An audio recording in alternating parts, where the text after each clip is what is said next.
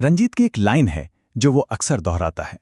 तो चलिए इसी लाइन को पकड़कर उसके ट्रक के स्टीयरिंग व्हील के पीछे चलते हैं और महसूस करते हैं उस रात की बेचैनी को जो उसकी जिंदगी का सबसे लंबा और सबसे खौफनाक सफर बन गई। सोचिए, एक ट्रक ड्राइवर, उसके लिए हर रात का मतलब क्या होता है? इंजन की गूंज, सड़क की पीली लाइनें और बस मंजिल पर पहुंचने की जल्दी। रंजीत के लिए भी ये एक वैसी ही रात थी, बिल्कुल मामूली, जब तक कि सड़क ने खुद ही एक अनचाहा डरावना मोड़ नहीं ले लिया। 40 साल, सोचिए जरा, मतलब आधी से ज्यादा जिंदगी पहियों पर गुजार दी। रंजीत ने हर तरह का मौसम देखा था, हर तरह के रास्ते नापे थे। उसे लगता था कि अब ऐसा कुछ बचा ही नहीं जो उसे हैरान कर सके। पर उस रात उसका ये भ्रम टूटने वाला था। तो काम बिल्कुल सीधा साधा था। बबलीपुर से माल उठाओ और अजनारा के एक गोदाम पर उतार दो। पर उस जमाने में भाई ना कोई गूगल मैप्स थे, ना फोन। ड्राइवर का अपना अंदाजा और चाय के ढाबों पर पूछे गए रास्ते ही जीपीएस हुआ करते थे। ऊपर से कोहरा इतना घना था कि ट्रक की हेडलाइट्स भी बस कुछ मीटर आगे जाकर दम तोड़ रही थीं। उसी घने कोहरे में से अचानक एक साया उभरा, एक बूढ़ा आदमी जो लिफ्ट मांग रहा था। रंजीत ने उसे बिठा लिया। उसे उसकी मंजिल पर छोड़ते वक्त जब रंजीत ने अजनारा का जिक्र किया तो उस बूढ़े की आंखों में न एक अजीब सा डर दिखा। उसने ये शब्द चिल्लाकर नहीं बल्कि फुसफुसाकर कहे थे, और इसी बात ने इसे और भी ज्यादा डरावना बना दिया था। अब देखिए, हर ड्राइवर जानता है टाइम मतलब पैसा, और डीजल तो मुफ्त में आता नहीं। बाईपास लंबा था और गांव के बीच से एक शॉर्टकट जा रहा था। रंजीत ने बूढ़ी की चेतावनी को एक वहम मानकर नजरअंदाज कर दिया, और ये एक ऐसा फैसला था जिसका पछतावा उसे आज तक है। जैसे ही ट्रक गांव में घुसा, एक अजीब सी चीज ने रंजीत को जकड़ लिया। खामोशी। नहीं, ये शांति नहीं थी। ये एक भारी, दम घोटने वाली खामोशी थी जो कानों पर दबाव डालती है। इतनी खामोशी कि ट्रक के इंजन की आवाज भी उस सन्नाटे में एक चीख जैसी लग रही थी। और अब उस बूढ़े की बातें सच लगने लगी थीं। भला ऐसा कोई गांव होता है जहां कुत्ते भी ना भौंके? हवा में एक अजीब सी गंध थी, जैसे सैकड़ों दिए एक साथ फूंक मारकर बुझा दिए गए हों। और वो दरवाजे, उन पर धूल में बने हाथ के निशान, जैसे सैकड़ों लोगों ने बाहर निकलने की नाकाम कोशिश की हो।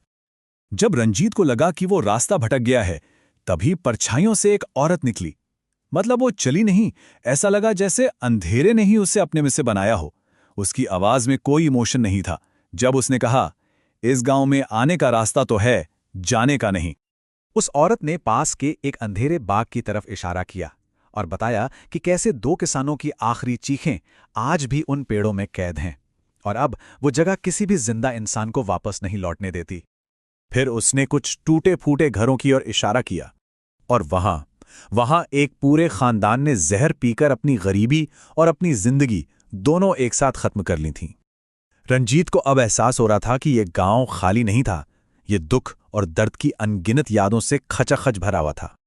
अभी तक जो कुछ रंजीत ने सुना था वो सिर्फ कहानियां थीं, लेकिन अब वो उसकी हकीकत बनने वाली थीं।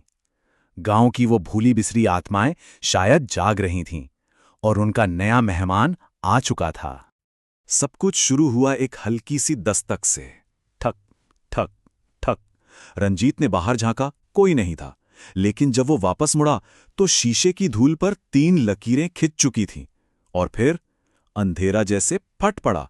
हर तरफ से मर्दें, औरतें, बच्चे, सबके सब निकलकर ट्रक की ओर दौड़ने लगे। उनके चेहरे शीशों से चिपके थे। उनके नाखून खिड़कियों पे ऐसे खरोच रहे थे जैसे कोई जानवर हो, और उनके कूदने से ट्रक की छत चरमरा रही थी। एक पल के लिए तो रंजीत का दिमाग बिल्कुल सुन्न हो गया। होता है ना, जब डर आपको जमा देता है, दिमाग चिल्लाता है भागो, लेकिन हाथ पैर हिलने से ही मना कर देते हैं। एक ड्राइवर के लिए सबसे बड़ा खौफ एक्सीडेंट नहीं, बल्कि एक जगह पर इस तरह बेबस हो जाना होता है। बस तभी अंदर से कोई हिम्मत जागी, जीने की एक आखिरी कोशिश।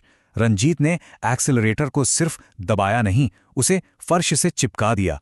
इंजन ऐसे दहाड़ा जैसे कोई जानवर हो, पहिए कीचड़ में चीखे, और ट्रक उन सायों की भीड़ को चीरता हुआ आगे बढ़ गया। दिमाग में बस एक ही बात गूंज रही थी, रुकना नहीं है, पीछे मुड़कर नहीं देखना है। तो कहानी यहीं खत्म हो जानी चाहिए थी, है ना? रंजीत बच निकला, लेकिन कभी-कभी दिन का उजाला रात के अंधेरे से ज्यादा डरावना सच लेकर आता है। 2 महीने बीत गए। ट्रांसपोर्ट ऑफिस में हिसाब किताब चल रहा था कि एक क्लर्क ने एक गलती पकड़ी। वो अजनारा वाला बिल, वो तो सालों पहले बंद हो चुकी है कंपनी का था। एक कैंसिल किया हुआ कागज गलती से रंजीत की फाइल में लग गया था, मतलब उसे वहां जाना ही नहीं था। और बात यहीं खत्म नहीं हुई, बल्कि और भी उलझ गई। जिस गोदाम में उसने माल उतारा था ना, पता चला कि वो तो 10 साल से भी ज्यादा वक्त से खंडहर पड़ा है। तो अगर कोई गोदाम नहीं था, कोई चौकीदार नहीं था, तो रंजीत रात भर था कहाँ? उसने माल कहाँ उतारा? उस एक रात ने रंजीत को हमेशा के लिए बदल दिया। वो आज भी अपने कैबिन में पीतल की एक छोटी सी घंटी रखता है। कहता है कि जब कोई अनदेखी शक्ति पास से गुजरती है तो ये बज उठती है। और वो 3 खरोंचें, वो आज भी उसकी खिड़की पर है। उसके लिए वो सिर्फ निशान नहीं है, बल्कि एक ऐसी जंग के मेडल हैं जो उसने एक ऐसी जगह पर लड़ी जो शायद कभी थी ही नहीं। रंजीत खुद इसे छलावा कहता है, पर सवाल यह है कि जब कोई छलावा आपकी गाड़ी पर ऐसे निशान छोड़ जाए जो कभी मिटते ही नहीं, तो क्या वो सिर्फ एक वहम रह जाता है? असलियत क्या है? वो सड़क जो हमें आंखों से दिखती है, या वो याद जो हमारे अंदर हमेशा के लिए बस जाती है?